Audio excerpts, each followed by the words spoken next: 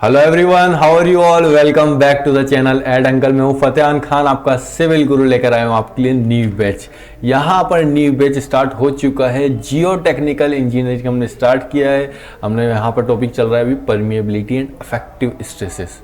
Permeability and affective stresses, permeability लगभग हमने पूरा कंप्लीट कर लिया है। इस पर बेस्ड नंबर ऑफ क्वेश्चंस कर लिए हैं। यहाँ पर एक क्वेश्चंस आपके लिए जो स्टूडेंट्स के काफ़ी डाउट्स आ रहे हैं जिस क्वेश्चन पे, और जो मैं समझता भी हूँ कि बिल्कुल वैलिड डाउट है। मेरे ड्यूरेशन में भी जब मैं तैयारी कर रहा था तो मेरे को भी उस क्वेश्चन में काफ़ी कन्फ्यूजन रही थी शुरू में, बट मैंने उसको समझा, काफ़ी स्टैंडर्ड बुक्स को गो थ्रू किया और एक बहुत ही सिंपल मेथड मैंने लेकर आया हूँ आपके लिए।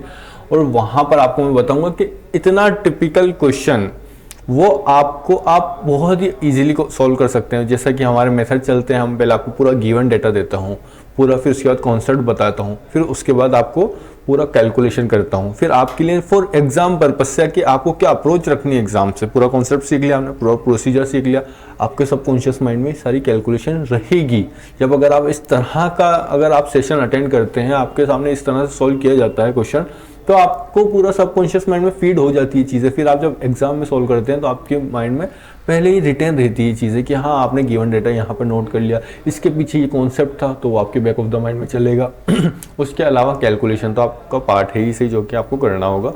कैलकुलेटर का काफ़ी यूज़ रखिए, यूज टू हो जाइए कैलकुलेटर यूज़ करते हुए, ताकि आपको वहाँ पर with in a fraction of movement आप उस बड़े से बड़े कैलकुलेशन को आप सॉल्व कर सकें। माउस से यूज़ करना होता है वहाँ पर कैलकुलेटर, तो आपको हैबिट होनी चाहिए कि स्क्रीन पर आप माउस को किस तरह से हैंडल कर रहे हैं, कैलकुलेटर का कैसा यूज़ कर रहे हैं, स्पीडी होना चाहिए आपका कैलकुलेशन।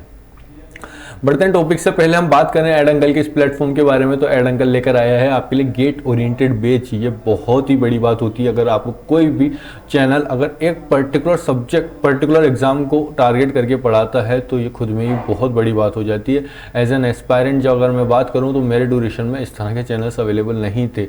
जब मैं अपनी कोचिंग्स की थी तो अपना एक्सपीरियंस बताता हूँ आपको कि वहाँ पर ऐसा होता था कि कुछ मल्टीपल एग्ज़ाम्स की एक साथ तैयारी कराई जाती है, ताकि उनको क्या पब्लिक ज़्यादा अट्रैक्ट करनी होती है, ताकि जितना ज़्यादा नंबर ऑफ़ एग्ज़ाम्स वो टारगेट करके चलेंगे किसी भी कोचिंग में, तो नंबर ऑफ़ स्टूडेंट्स ज़्यादा होते हैं। ये एम रहता है। एज अ बिजनेस माइंड किसी भी कोचिंग को देखना होता है इन सब चीज़ें। बाकी हम किसी पर्टिकुलर कोचिंग की बात नहीं करेंगे, यहाँ पर बस बात करते हैं हम एड अंकल के इस प्लेटफॉर्म के बारे में। तो यहाँ पर आपको लेकर आया है एड अंकल, जो कि कंप्लीट गेट ओरिएंटेड पढ़ाया जा रहा है। गेट 23-24 अगर आप टारगेट कर रहे हैं और आपका एम है इसमें टॉप रैंक अचीव करना, तो आपके लिए बेस्ट प्लेटफॉर्म है। यहाँ पर आपको पूरा सिलेबस बताया जा रहा है। सिलेबस के साथ पूरा टॉपिक कॉन्सेप्ट के पीछे उसकी थ्योरी आपको नोट्स लिखाए जाते हैं, उसका कॉन्सेप्ट, उसके साथ डेरिवेशन जहाँ पर रिक्वायर्ड है वो डेरिवेशन मैं आपको कराता हूँ। जो चीज़ें छोड़ने की है, which is the most important thing which N aspirant should know during his preparation, की क्या चीज़ें पढ़नी है, क्या चीज़ें छोड़नी है, वो भी मैं आपको बताता हूँ। कितना डेरिवेशन हमको आना चाहिए, कितने की रिक्वायरमेंट है, कितना हमारे लिए सफिशिएंट है, वो सब आपको बताता हूँ। साथ ही में हम टॉपिक कंप्लीट होने के बाद नंबर ऑफ क्वेश्चंस करते हैं। नंबर ऑफ क्वेश्चंस मैं आपको यहाँ पर कराता हूँ, स्पेशली होते हैं गेट ओरिएंटेड क्वेश्चंस रहते हैं सभी क्वेश्चंस। मेन स्पेशली तो गेट प्रीवियस ईयर ही लेकर आता हूँ। उसके अलावा भी अगर मेरे को कुछ दिखते हैं कि और अच्छे क्वेश्चंस इस गेट पैटर्न पर है, तो वो भी आपको कराए जाते हैं। साथ ही में इसके अलावा अगर आपको नंबर ऑफ क्वेश्चंस और चाहिए तो आप टेलीग्राम ग्रुप ज्वाइन कर सकते हैं। डिस्क्रिप्शन में टेलीग्राम का लिंक गिवन है, अभी ही उसको ज्वाइन कर लीजिए, ताकि हर टॉपिक के बाद अगर आप टेलीग्राम पर चेक करेंगे, वहाँ पर नंबर ऑफ क्वेश्चंस अपडेट कर देता हूँ मैं, वहाँ से आप प्रैक्टिस कर सकते हैं।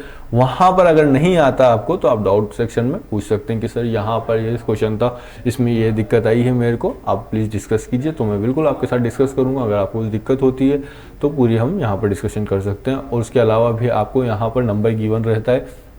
अगर आपको यहाँ पर एक ये स्लाइड जा रही है, यहाँ पर आपको नंबर शो हो रहा है, ये नंबर दिख रहा है, यहाँ पे आप कॉल करके बात कर सकते हैं। अगर आपको किसी भी टॉपिक के रिगार्डिंग डाउट हो तो आप सीधा बात कर सकते हैं, वहाँ पे आपको मैं बिल्कुल आंसर करूँगा।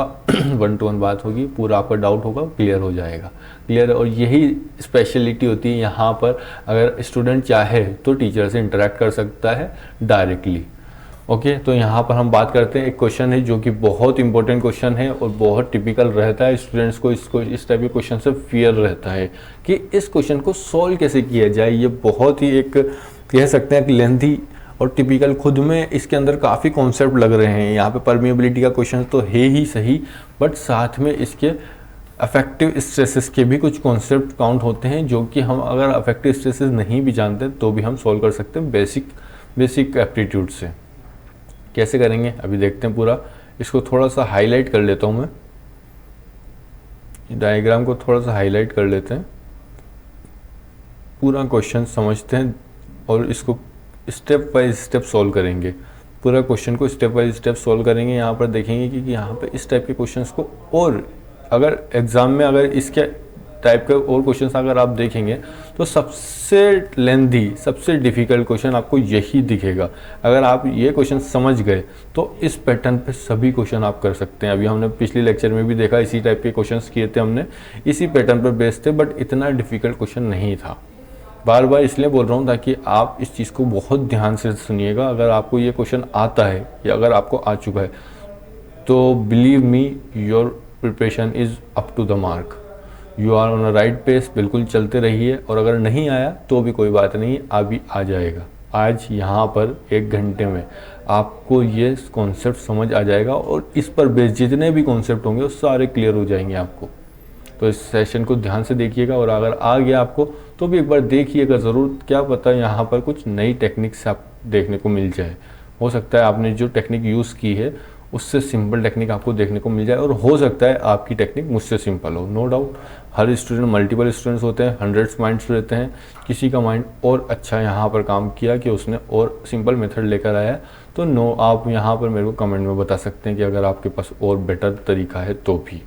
बट मैं ट्राई करूँगा मैं आपको बेस्ट मेथड दूँ यहाँ पर, सिंपलेस्ट मेथड, सिंपल लैंग्वेज में, कि किसी को भी ये समझ में आ जाएगा। क्लियर है? बढ़ते हैं। ये हो गया हाईलाइट, यहाँ पर क्लियरली विजिबल है पूरा डायग्राम। ठीक है, यहाँ पर आपको गिवन है। यहाँ पर क्वेश्चन पढ़ते हैं पहले। क्वेश्चन कह रहा है 3 soil specimen, soil 1, soil 2, soil 3, each 150 mm long. 3 soil specimen है, सॉइल 1, सॉइल 2, सॉइल 3, तीनों 150 mm लॉन्ग उसका डिस्टेंस है। 150 mm, ये 150 mm, ये तीनों 150 mm लॉन्ग है, यानी कि उसका लेंथ या फिर कह सकते हैं उसकी डेप्थ, Z से जो डिनोट करते हैं वो 150 mm है तीनों की। एंड 100 mm डायामीटर, उसका जो क्रॉस सेक्शन है, क्रॉस सेक्शन है ये 100 mm है। ये कितना है? 100 mm। 100 mm उसका क्रॉस सेक्शनल डायामीटर है, यानी कि हमें को एरिया की ज़रूरत पड़ेगी। नो डाउट हमको डिस्चार्ज अगर पूछ लेगा या परमिएबिलिटी भी पूछेगा तो एरिया की ज़रूरत पड़ेगी, तो उसने डायामीटर भी हमको गिवन है। are placed in series in a constant head flow set up as shown in the figure. Suitable screens are provided at the boundaries of the specimen to keep them intact. यहाँ पर boundaries के साथ intact है बिल्कुल। यहाँ पे ये mobile नहीं हो सकता, रिजिडली इंटैक्ट है। The value of coefficient of permeability of soil 1, soil 2 and soil 3 are given, that is 0.01 for soil 1, 0.003 for soil 2, 0.03 for soil 3, and all are in centimeter per second respectively. The value of H in the setup is, यहाँ पर आपसे पूछ लिया what is the value of head, what is the value of head in the setup। यहाँ पर H की value आपसे पूछी है। तीनों की परमिएबिलिटी गिवन है। अब आपसे ना परमिएबिलिटी पूछी है, ना एवरेज परमिएबिलिटी पूछी, ना पैरेलल की बात की, ना परपेंडिकुलर की बात की। वो सब आपको यहाँ पर विजुलाइज करना होगा कि यहाँ पे पैरेलल परमिएबिलिटी है या परपेंडिकुलर परमिएबिलिटी है। बट यहाँ पर आपको हेड की वैल्यू पूछी है। हेड क्या होता है? यहाँ पर जब भी फ्लो होता है हायर हेड से लोअर हेड होता है, प्रेशर होता है रो जी एच, डेंसिटी कांस्टेंट होती है, ग्रेविटी कांस्टेंट होती है। प्रेशर को हम हेड की फॉर्म में भी मेंशन कर सकते हैं इन मीटर और mm और centimetre, whatever is the case. But हम हेड को भी हेड की फॉर्म में एनर्जी की बात कर सकते हैं। इनिशियल हेड गिवन है 560 mm। यहाँ पर भी कुछ हेड अवेलेबल था, यहाँ पर हेड भी अवेलेबल था, बट उसकी बात नहीं की, यानी कि ये लेस इंपॉर्टेंट है। इस पॉइंट पर उसने क्वेश्चन नहीं पूछा। यहाँ पर भी कुछ हेड अवेलेबल था, बट उसने इसकी बात नहीं की। उसने सीधा पूछा कि फाइनल हेड, जो रिमेनिंग हेड है दैट इज स्मॉल h, तो वो बताइए कितना हेड है, वो कितना हेड है। या फिर कह सकते हैं अगर हेड हमको कैलकुलेट करना है तो यहाँ पर हम ऐसे भी बात कर सकते हैं, दैट इज डेल्टा एच। क्या होता है डेल्टा एच? क्या होता है? Initial head minus final head, initial head minus final head. या फिर कह सकते हैं डेल्टा एच को head loss is equals to initial head minus final head. यही होता है हेड लॉस। और अगर हेड इनिशियल हेड क्या है हमारे पास, हेड लॉस अगर हमारे पास पता चल जाए, अगर हम हेड लॉस कैलकुलेट कर लें तो इनिशियल हेड तो हमारे पास है 560 mm माइनस फाइनल हेड तो h है। फाइनल हेड क्या है हमारे पास h। तो यहाँ से हम हेड लॉस अगर कैलकुलेट कर सकें तो h हो जाएगा हमारा 560 minus head loss, 560 minus head loss, यहाँ से भी हम कैलकुलेट कर सकते हैं। तो हमारा अभी टॉपिक हो जाएगा, हमारा पॉइंट हो जाएगा कि हेड लॉस हम कैलकुलेट कर सकें। तो हेड लॉस कैसे कैलकुलेट करेंगे, चलिए आगे बात करते हैं। यहाँ पर पहले देखेंगे, यहाँ पर ये वाटर है, ये क्या है हमारे पास वाटर अवेलेबल है, इतना डेप्थ तक वाटर अवेलेबल है। वाटर को वाइट कलर से मार्क कर देता हूँ, यूनिफॉर्मिटी मेंशन रहेगी। ये वाटर अवेलेबल है, इतना वाटर अवेलेबल है, यहाँ तक सेकंड पाइप में एक पर्टिकुलर डेप्थ तक अवेलेबल है, और लास्ट पाइप में देखा तो वहाँ पर लोवेस्ट वाटर डेप्थ मिला है। तो अगर यहाँ पर हाइट, यहाँ पर इतनी डेप्थ पर हेड वाटर अवेलेबल है यानी कि ज़्यादा हेड से कम हेड की डायरेक्शन में फ्लो होगा, यानी कि सॉइल पहले वाटर फ्लो होगा सॉइल 1 से, फिर सॉइल 2 के पास जाएगा, फिर सॉइल 3 के पास जाएगा। बट जितना भी पानी सॉइल 1 से जाएगा उतना ही पानी सॉइल 2 से पास होगा, उतना ही पानी सॉइल 3 से पास होगा, यानी कि discharge of soil 1 is equals to discharge from soil 2 will be equals to discharge from soil 3 and we can say it will be equals to Q। यहाँ पर हमने जनरल डिस्चार्ज ले लिया Q, जो कि इक्वल रहेगा soil 1, soil 2 and soil 3। Clear है, यहाँ तक बात समझ में आती है। और चीज़ हम यहाँ पर देखते हैं और क्या क्या चीज़ें हम एनालाइज कर सकते हैं। एक चीज़ और, यहाँ पर टाइप ऑफ परमिएबिलिटी हम यहाँ पर फाइंड कर सकते हैं। यहाँ पर कलर दूसरा ले लेता हूँ। यहाँ पर हम एक और क्या चीज़ देख सकते हैं, what type of permeability we can observe, type of permeability और we can say type of seepage, किस टाइप का सीपेज हो रहा है हम उस चीज़ को हम मेंशन कर सकते हैं। टाइप ऑफ सीपेज, किस टाइप का सीपेज देखने को मिल रहा है, क्या यहाँ पर सॉइल के अलोंग या फिर कह सकते हैं average to the soil flow हो रहा है, पैरेलल टू द सॉइल हो रहा है। जो हमारी एवरेज परमिएबिलिटी आएगी, क्या वो सॉइल के पैरेलल हो रहा है या सॉइल के परपेंडिकुलर हो रहा है, सॉइल के पैरेलल हो रहा है या सॉइल के परपेंडिकुलर हो रहा है, इस चीज़ को समझ लेंगे एक बार। यहाँ पे अगर सपोज कीजिए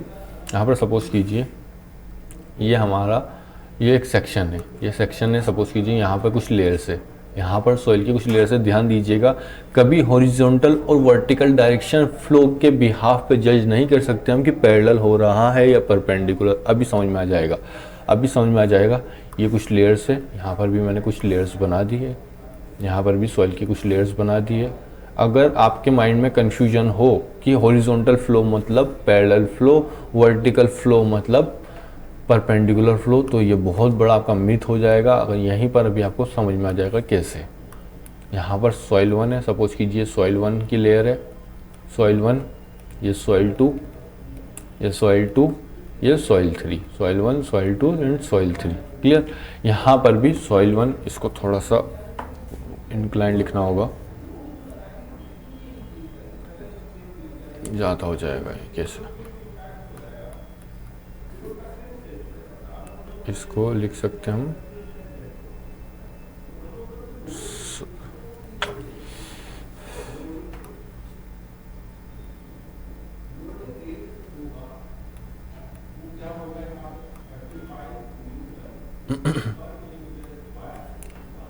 इसको ऐसे लिख सकता हूँ, सॉइल 1, ये हो गया सॉइल 1,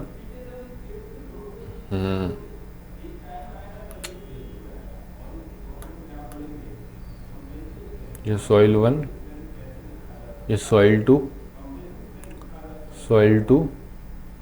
ये सॉइल 3, ये soil 4 and so on. 4 soil की लेयर है, यहाँ पर भी 4 लेयर्स बना देते हैं। यहाँ पर भी 4 लेयर्स हो गई, soil 1, soil 2, soil 3 and soil 4, 4 layer से। अब यहाँ पर अगर मैंने यहाँ पर सीपेज हुआ, यहाँ पर सीपेज को व्हाइट कलर से मार्क करते हैं। सपोज कीजिए वाटर फ्लो हुआ हॉरिजॉन्टल डायरेक्शन में, वाटर किस डायरेक्शन में हो रहा है, हॉरिजॉन्टल डायरेक्शन में। अभी भी ध्यान दीजिए कि वाटर हॉरिजॉन्टल डायरेक्शन में फ्लो हो रहा है, यहाँ पर हॉरिजॉन्टल डायरेक्शन में फ्लो हुआ सॉइल के अलोंग। यहाँ पर भी वाटर हॉरिजॉन्टल डायरेक्शन में पास हुआ, यहाँ पर भी वाटर हॉरिजॉन्टल डायरेक्शन में पास हुआ। आपके माइंड में था कि जब भी हॉरिजॉन्टल डायरेक्शन में होगा तो वो पैरेलल फ्लो होगा। आपको अभी तक लगता था कि अगर हॉरिजॉन्टल डायरेक्शन में फ्लो हुआ तो वो पैरेलल फ्लो कहलाएगा। क्या अब बताइए यहाँ पे फर्स्ट केस वन और केस वन और केस टू क्या हो रहा है, कहाँ पर पैरेलल हो रहा है, कहाँ पर परपेंडिकुलर हो रहा है। अब देखकर आप क्लियरली बता सकते हैं कि अगर सॉइल की जो लेयर्स है अगर वो वर्टिकल डायरेक्शन में, सॉइल की लेयर्स वर्टिकल डायरेक्शन में है और अगर हॉरिजॉन्टल फ्लो हो रहा है तो यानी कि सॉइल के अक्रॉस हो रहा है फ्लो। सॉइल अगर वर्टिकल डायरेक्शन में है सॉइल की लेयर्स और अगर हॉरिजॉन्टल फ्लो हो रहा है तो सॉइल के अक्रॉस फ्लो हो रहा है। और उस टाइप की परमेबिलिटी को जब हम कैलकुलेट करेंगे तो हम वहाँ पर देखेंगे जो फ्लो हो रहा है वो परपेंडिकुलर डायरेक्शन में हो रहा है, तो हम एवरेज परमेबिलिटी भी परपेंडिकुलर ही कैलकुलेट करेंगे। यहाँ पर एवरेज परमेबिलिटी भी परपेंडिकुलर ही कैलकुलेट करेंगे। ध्यान रखिएगा, बहुत बड़ा मिथ था ये। अगर आपको अभी तक ऐसा लगता था कि हॉरिजॉन्टल डायरेक्शन को आप पैरेलल फ्लो मानेंगे, वर्टिकल डायरेक्शन को परपेंडिकुलर मानेंगे, तो गलत था। केस 2 में अगर यहाँ पर बात करें तो अगर सपोज कीजिए लेयर्स, सॉइल की लेयर्स एक दूसरे के ऊपर है, यहाँ पर first layer, second layer, third layer, अगर उसके हॉरिजॉन्टल डायरेक्शन में फ्लो हो रहा है यानी कि यहाँ पर हर लेयर के पैरेलल डायरेक्शन में हो रहा है, हर लेयर की पैरेलल डायरेक्शन में देखने को मिला है यहाँ पर, तो ये कैसा हो जाएगा, यहाँ पर फ्लो हो जाएगा पैरेलल, यानी कि average permeability we will find for parallel permeability के लिए हम यहाँ पर कैलकुलेट करेंगे। क्लियर है। अब यहीं पर ऐसे भी बात कर लेते हैं। यहाँ पर एक अगर आपको लगता हो कि एक बार वर्टिकल के बारे में भी बात की जाए तो यहाँ पर सपोज कीजिए फ्लो हो रहा है down to up vertical direction में, डाउन टू टॉप यहाँ पर फ्लो हो रहा है वर्टिकल डायरेक्शन में। क्लियर, यहाँ भी फ्लो हो रहा है वर्टिकल डायरेक्शन में, यहाँ भी फ्लो हो रहा है वर्टिकल डायरेक्शन में। ठीक है, सेकंड केस में भी फ्लो कैसा हुआ, down to top. Second case में भी फ्लो हुआ डाउन टू टॉप, अक्रॉस जा रहा है यहाँ पर कैसा जा रहा है, अक्रॉस। अब अगर आपको लगता हो, अगर आपको अब तो यहाँ पर क्लियर हो ही गया, अब तो आपको समझ में आती है बात। यहाँ पर अगर सपोज कीजिए अब फर्स्ट केस में लेयर्स कैसी है वर्टिकल डायरेक्शन में, एक लेयर, दूसरी लेयर, तीसरी layer, fourth layer vertical direction में लेयर्स है। अगर वाटर पास हुआ वर्टिकल डायरेक्शन में ही तो वहाँ पर जो फ्लो होगा वो पैरेलल फ्लो कहलाएगा। वो फ्लो कैसा कहलाएगा, पैरेलल। मैंने कहा था एक ही क्वेश्चन में मल्टीपल कॉन्सेप्ट आपको सीखने को मिलेगा। यहाँ पर एक क्वेश्चन आपको बहुत सारे कॉन्सेप्ट लेकर आया है। यहाँ पर फ्लो कैसा होगा, यहाँ पर फ्लो होगा पैरेलल फ्लो। और यहाँ पर हम परमेबिलिटी कैलकुलेट करेंगे कि average for parallel.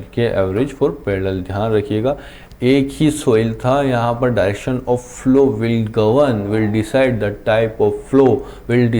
Type of average permeability we have to calculate, we are concern about it. और यहाँ पर बात कीजिए केस 2 की बात करते हैं। पहले जब हॉरिजॉन्टल फ्लो हो रहा था, लेयर्स थी हॉरिजॉन्टल डायरेक्शन में, लेयर्स 1 बाय 1 हॉरिजॉन्टल डायरेक्शन में थी और हॉरिजॉन्टली फ्लो हो रहा था, तो वहाँ पे हमने कैलकुलेट किया था एवरेज परमेबिलिटी पैरेलल। अब यहाँ पर हॉरिजॉन्टली लेयर है, लेयर्स हॉरिजॉन्टल ही है बट फ्लो हो रहा है इन अ वर्टिकल डायरेक्शन, तो यहाँ पर हम कैलकुलेट करेंगे परपेंडिकुलर परमेबिलिटी। और डायरेक्शन ऑफ फ्लो कैसा है, परपेंडिकुलर, यानी कि के एवरेज परपेंडिकुलर। क्या यहाँ पर आपने वो बात नोट की जो मैं आपको बताने वाला हूँ? क्या आपने अभी तक वो बात नोट की? अगर हाँ तो कमेंट करके बताइएगा।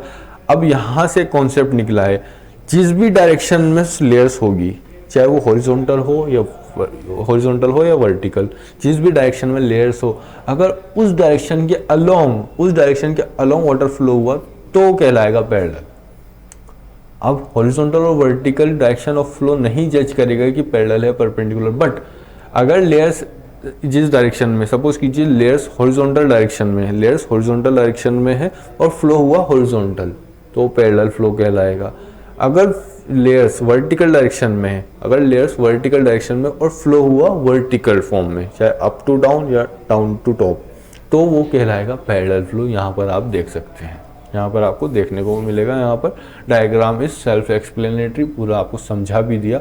अब तो आपको कोई दिक्कत नहीं हो सकती। बढ़ते सवाल की तरफ। तो यहाँ पर सीपेज कैसा हो रहा है, type of seepage, type of seepage, what type of seepage. यहाँ पर आपकी लेयर्स कैसी है, यहाँ पर रखी हुई है फर्स्ट लेयर, यहाँ पर दूसरी लेयर, यहाँ पर तीसरी लेयर।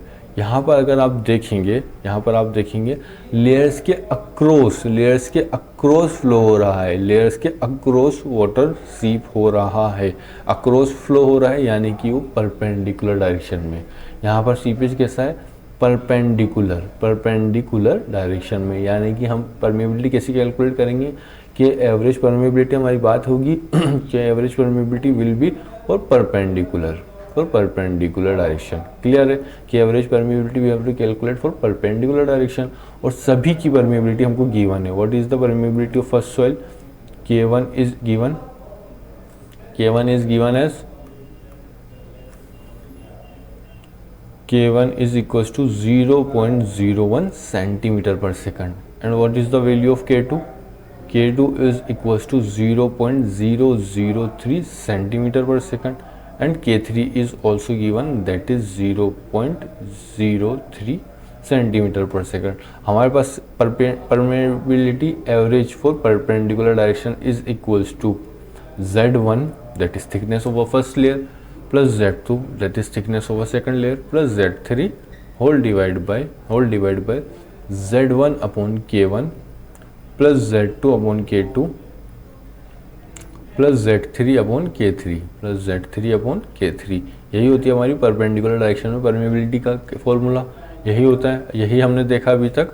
यहाँ पर परपेंडिकुलर डायरेक्शन में परमेबिलिटी अगर हमको कैलकुलेट करना होगा तो इसी फॉर्मूले से हम कैलकुलेट करते हैं। इसका डेरिवेशन आपने, अगर आपको चाहिए, आप स्टैंडर्ड बुक से देख सकते हैं, बाकी सीधा फॉर्मूला अप्लाई होता है। अभी तक तो आज तक ऐसा एग्ज़ाम में हुआ नहीं, पिछले 30 से 32 सालों में ऐसा कभी हुआ नहीं कि आपसे डेरिवेशन पूछा, तो हो सकता है इस साल पूछ ले। अगर ये कोई प्रोबेबिलिटी बन रही है कि अभी तक ज़ीरो चांसेस है, अभी तक बिल्कुल ज़ीरो है कि नॉट इम्पॉसिबल सा एक टास्क है, मतलब अगर ज़ीरो प्रोबेबिलिटी होती है उसको इम्पॉसिबल ही बोलते हैं। अगर ऐसी प्रोबेबिलिटी पर भी आपको करना है तो आप करिए, इट्स योर विल। बट मैं सजेस्ट करूँगा कि जितना आपको ज़रूरत है उतना ही मैं पढ़ाऊँगा, आपको एक्स्ट्रा पढ़ना है आप खुद से पढ़िएगा। क्लियर। हम बात करें एवरेज परपेंडिकुलर डायरेक्शन में परमेबिलिटी कैलकुलेट करनी होगी हमको, तो हम कैलकुलेट करेंगे। पहले हम परमेबिलिटी कैलकुलेट करेंगे, और क्यों करेंगे पहले हम बात कर लेते हैं। यहाँ पर देखिए डिस्चार्ज जो थ्रू आउट हो रहा है, डिस्चार्ज जो हमने पहली इक्वेशन बनाई है, इक्वेशन नंबर 1 नाम देते हैं इसको। यहाँ पर जो डिस्चार्ज थ्रू आउट हो रहा है, through out the soil sample, उसको हमने क्यू नाम दिया। और वही डिस्चार्ज कितना लास्ट के सॉइल से भी इतना ही पास होगा, वही डिस्चार्ज लास्ट के सॉइल से भी पास होगा। क्लियर है, उतना ही डिस्चार्ज लास्ट के सॉइल लेयर से भी पास होगा। तो फर्स्ट लेयर से जितना डिस्चार्ज जा रहा है, उतना ही थ्रू आउट द सेक्शन जा रहा है, और उतना ही थर्ड सॉइल से भी जा रहा है। इतना समझ में आता है, यानी कि Q is equals to Q3, Q is also equals to Q3। तो यानी कि मैं ओवरऑल डिस्चार्ज को क्या लिख सकता हूँ, K ओवरऑल के, यानी कि K average perpendicular direction into hydraulic gradient I into cross section area is equals to Q3 which is equals to K3 into hydraulic gradient of the third into A3। तो यहाँ से मैं discharge calculate कर सकता हूँ। Clear है, यहाँ से मैं डिस्चार्ज कैलकुलेट कर सकता हूँ। करते हैं यहाँ पर डिस्चार्ज कैलकुलेट। पहले हमें ज़रूरत पड़ेगी कि एवरेज परमेबिलिटी इन परपेंडिकुलर डायरेक्शन में, तो यहाँ पर हम कैलकुलेट कर सकते हैं कि average in perpendicular direction will be equals to, क्या होगी यहाँ पर Z1 plus Z2 plus Z3, यानी कि 150 प्लस 150 प्लस 150। तो यहाँ पर लिख सकता हूँ 450 whole divide bye 150 upon K1 की वैल्यू क्या है हमारे पास 0.01 plus Z2 upon K2 150 upon K2 की वैल्यू क्या है 0.003 प्लस यहाँ पर शोर बहुत आ रहा है फिर,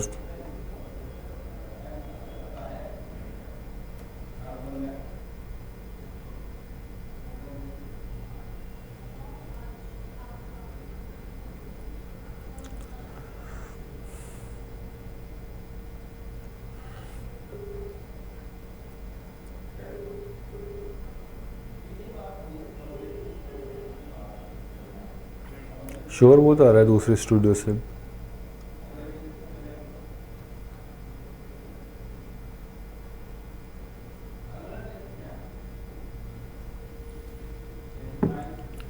तो यहाँ पर हम बात करेंगे अगर Z3 की। Z3 क्या है हमारे पास 150 और K3 भी है 0.03। तो यहाँ पर लिख सकते हैं अपन 150 अपॉन 0.03, 150 अपॉन 0.03, ऐसा हो जाएगा एवरेज परमेबिलिटी इन परपेंडिकुलर डायरेक्शन। तो इसी को आप कैलकुलेट करें, अगर आप इसको कैलकुलेट करें, आप सब अपने साथ में कैलकुलेटर रखिएगा, कैलकुलेटर रखेंगे तभी आपकी प्रैक्टिस होगी। इसीलिए मैं आपको सजेस्ट करता हूँ सीधा वैल्यूज़ नहीं लिखाता हूँ यहाँ पर। अगर आप साथ में कैलकुलेटर नहीं रखेंगे तो आपको भी बहुत दिक्कत आनी है। एग्ज़ाम पॉइंट ऑफ व्यू से बात कर रहा हूँ, तो एग्ज़ाम में आपको दिक्कत आएगी इसकी। 150 upon 0.03 whole divide by into 450, तो ये हो जाएगा approximately it will come out to be 6.42 into 10 raise to power -3, 6.42 into 10 raise to power -3 centimetre per second. Approximately इतना आ जाएगा हमारे पास एवरेज परमेबिलिटी। अब यहाँ पर हाइड्रोलिक ग्रेडियंट की हम बात करें, हाइड्रोलिक ग्रेडियंट कितना है हमारे पास, यहाँ पर टोटल हेड अवेलेबल है हमारे पास। टोटल हेड कितना है 560। टोटल हेड यहाँ से H इनिशियल और फाइनल हेड, यही डेटम लाइन है हमारी, यही डेटम लाइन है हमारी। तो टोटल हेड कितना है हमारे पास I is equals to H upon L, I is equals to H upon L, यानी कि हेड कितना है इनिशियल, जब टोटल डिस्चार्ज की बात करें 560 अपॉन लेंथ कितनी है, यहाँ से पास हुआ, यहाँ से पास हुआ, यहाँ से पास हुआ, यानी कि 450। तो इसको हम लिख सकते हैं 56 अपॉन 45, इसको हम कैलकुलेट कर देंगे 56 अपॉन 45, तो ये हो जाएगा अप्रॉक्सीमेटली 1.24 आया हमारा हाइड्रोलिक ग्रेडियंट। क्लियर है। अब बात करेंगे हमारे एरिया की बात होगी। एरिया कैसा होगा, cross section area, area will be cross section area. और डायमीटर कितना गिवन है आपको 100 mm, 100 mm आपको डायमीटर गिवन है। ध्यान रखेंगे यहाँ पे mm में दिया है आपको, और आपको वैल्यू भी जो परमिएबिलिटी की पूछी है वो भी mm में ही है। तो यहाँ पर फर्स्ट ऑफ ऑल आपको परमिएबिलिटी भी चेंज करनी होगी। इसको आप लिख सकते हैं 6.42 into 10 raise to power -2 mm per second, mm per second लिख सकते हैं इसको, कोई दिक्कत नहीं होगी। सेंटीमीटर को mm में कर दिया, इंटू 10 कर दिया। और इसका एरिया क्या होगा 3.14 बाई का 4 इंटू 100 स्क्वायर। तो इसका एरिया बनेगा आपके पास 7850। इसका एरिया कितना बनेगा 7850 mm स्क्वायर। क्लियर। तो टोटल डिस्चार्ज कितना होगा आपके पास, total discharge will come out to be 6 KIA, that is 6.42 into 10 raise to power -2 into I कितना है हमारे पास 1.24 इंटू 7850, ये आपके पास टोटल डिस्चार्ज बना। अब थर्ड फेज से जो हमारा थर्ड सॉइल है वहाँ से कितना डिस्चार्ज जा रहा है, वहाँ पर से कितना डिस्चार्ज जा रहा है Q3, that is K3 into I into A। यहाँ पर एरिया क्या होगा, एरिया तो सेम ही रहेगा, एरिया चाहे थर्ड का लो या टोटल लो, वहाँ पर क्रॉस सेक्शन एरिया सेम ही रहेगा, that is π/4 into 100 square, π/4 into 100 square which will come out to be same, that is 7850 mm square, वो कैंसल आउट हो जाएगा। और हाइड्रोलिक ग्रेडियंट की बात करें, हाइड्रोलिक ग्रेडियंट क्या होगा H अपॉन L। यहाँ पर हेड कितना है, ये डेटम लाइन है, ये डेटम लाइन है, यहाँ पर हेड कितना है H, और लेंथ कितना ट्रेवल किया थर्ड Q3 150, तो H अपॉन 150 हो जाएगा हमारा हाइड्रोलिक ग्रेडियंट। और यहाँ पर K3 की वैल्यू आपको पता ही है, K3 की वैल्यू आपको गिवन है, दैट इज 0.03, K3 की वैल्यू है 0.03 सेंटीमीटर पर सेकंड। ध्यान रखिएगा सेंटीमीटर पर सेकंड है, तो इसको हम लिख सकते हैं 0.3 mm per second, mm per second, ये आपके पास K की वैल्यू आ जाएगी। तो इसको हम यहाँ पर सब्सटीट्यूट करते हैं, Q3 की value K3 into I into A। तो यहाँ पर K3 की वैल्यू 0.3, ये क्या हो जाता है इसमें बार बार, K3 की वैल्यू है 0.3 इंटू I, इंटू I क्या है हमारे पास hydraulic gradient, that is H upon 150, H upon 150 into A, that is 7850। अब यहाँ पर ये इक्वेट कर दिया आपने, अब कैंसल आउट हो गया ये टर्म, ऊपर हमने कैलकुलेशन पर्पज से रखी है, इसको यहाँ पर रख दिया।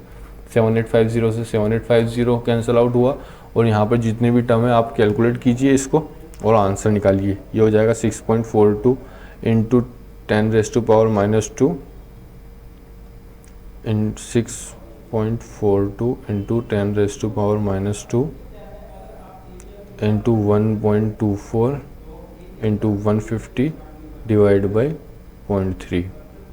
तो ये हो जाएगा h की वैल्यू आई हमारे पास, h is equals to h is come out to be 39.804 mm, 39.804 mm। तो यहाँ पे अप्रोक्सीमेटली कितना है, यहाँ पे 40 आंसर है। तो यानी कि हमारी हेड की वैल्यू कितनी आई है, 40 mm। हमारे हेड की वैल्यू कितनी आई, 40 mm। ये MCQ क्वेश्चन था।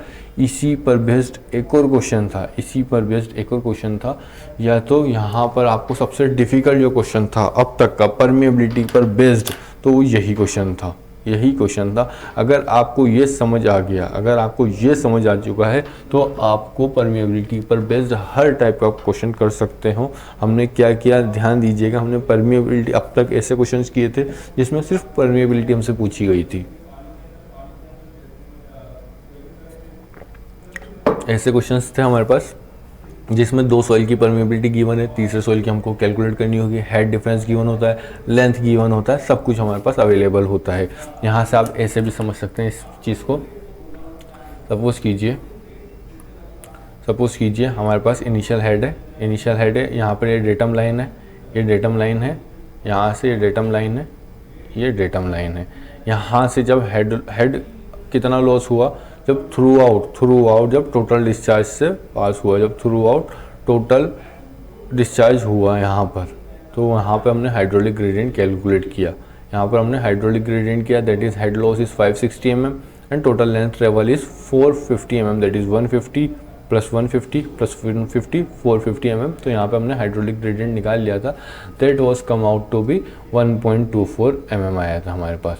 उसी तरह जब हमारा पास डिस्चार्ज कितना हुआ, जब थर्ड लेयर से सॉइल पास हुआ, तो सेम ग्रेडियंट ही बना था यहाँ पर हमारे पास। हमें यहाँ पर कैलकुलेट करना था what is the head loss to travel 150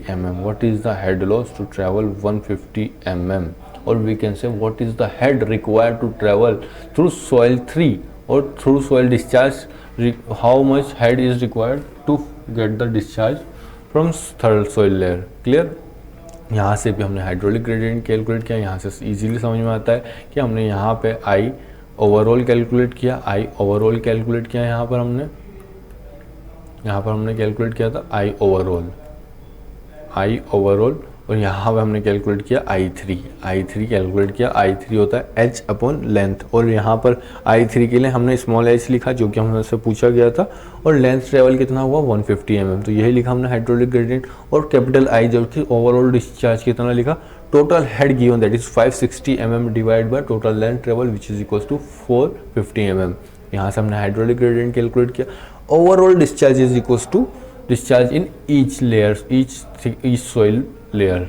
यहाँ पर Q is equal to Q1, जितना फर्स्ट सॉइल से डिस्चार्ज हुआ उतना ही ओवरऑल हो रहा है, और उतना ही सेकंड सॉइल से डिस्चार्ज हो रहा है, और उतना ही थर्ड सॉइल से डिस्चार्ज हो रहा है। तो किसी भी डिस्चार्ज, जो कि डिस्चार्ज क्या फॉलो करता है, discharge always follows a continuity equation which define a conservation of mass, that is mass can never be created nor be destroy, the area and velocity will get compensate और also compensation of density, but there is never a destruction in the mass. This is the law of continuity. तो इसी behalf पे हम जज करते हैं, that is discharge जितना throughout हो रहा है उतना हर लेयर से होगा। क्लियर है? That's it for this session. यहाँ पे अगर आपको ये क्वेश्चन समझ आता है तो आपके लिए बहुत बड़ा अचीवमेंट है, और अगर आपको इससे पहले भी आता था तो very good, you are very on up to the mark. Keep revising, keep updating yourself. यहाँ पर आप जुड़े रहिए, यहाँ पर आपके लिए इसी टाइप के क्वेश्चंस लेकर आऊँगा जो कि आपकी डिमांड पर होंगे, जो कि स्टूडेंट्स को काफ़ी दिक्कत आती है, तो वही क्वेश्चंस मैं आपको कराऊंगा। अगर आपका हमारा जो सेशन चल रहा है उस पर कोई इफेक्ट नहीं आएगा, नो डाउट वही सेशन का ही पार्ट है हमारा। अगर इसमें एक ऐसा डिफिकल्ट क्वेश्चन आ जाता है जो कि मेजोरिटी ऑफ द स्टूडेंट्स को उसी पर डाउट होता है, तो आप स्पेशली आप ये सेशन पे यहाँ पर से भी आप चेक कर सकते हैं कि एक इस टाइप का क्वेश्चन आपको यहाँ पे इजीली कराया जाएगा। यहाँ पे इस तरह की इजी ट्रिक रहेगी, बिल्कुल एक लेमन लैंग्वेज में आपको एक एक चीज़ डिटेल में बताने में मेरे को लगभग 45 मिनट लग चुके हैं। बट आपको अगर बात समझ में आ गई तो आप विद इन मैक्सिमम 2 मिनट में आप ये क्वेश्चन कर सकते हैं। इतना टाइम तो आपको लगेगा ही सही।